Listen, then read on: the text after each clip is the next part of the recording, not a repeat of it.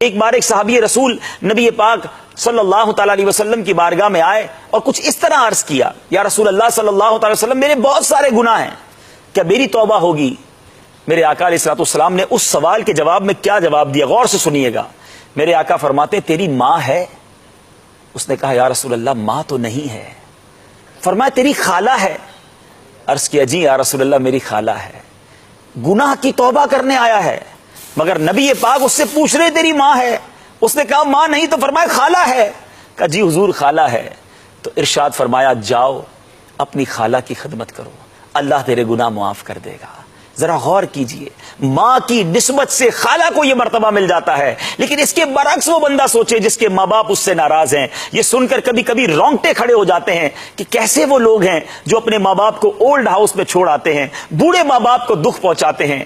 نہیں میرے میٹھے اسلامی بھائیوں، اگر آج یہ بوڑھے ہو گئے ہیں، کچھ انڈرسٹینڈنگ پرابلم ہو جاتی ہے۔ یاد رکھیں جب بندہ بوڑھا ہو جاتا ہے نا تو سمجھنے میں کچھ مشکل ہو جاتی ہے۔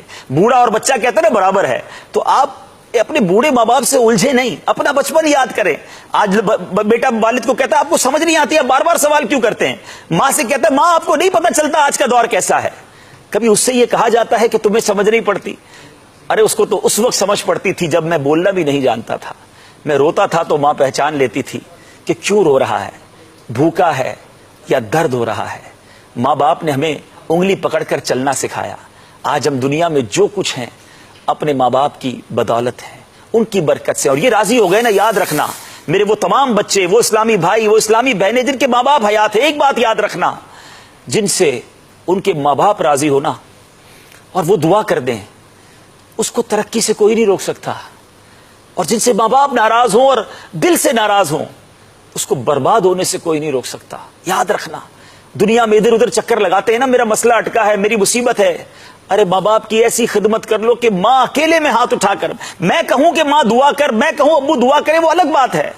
ارے خدمت ایسی کرو کہ دل سے دعا نکلے، اور جس دن ماں نے دل سے ہاتھ اٹھا کر دعا کر دی نا کہ یا اللہ میرے بیٹے کے کام بنا دے، میرے بیٹے کی مغفرت کر دے، اس کی مشکلیں آسان کر دے، جس دن والد نے رب کی بارگاہ میں ہاتھ اٹھا کر دل سے دعا کر دی، آپ کا کوئی مشکل، آپ کی کوئی پریشانی نہیں رہے گی۔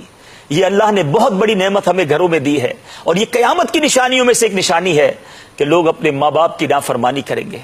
آج نیت کر لیں کہ اپنے ماں باپ کو ہمیشہ راضی رکھیں گے۔ مجھے اپنی اور ساری دنیا کے لوگوں کی اصلاح کی کوشش کرنی ہے۔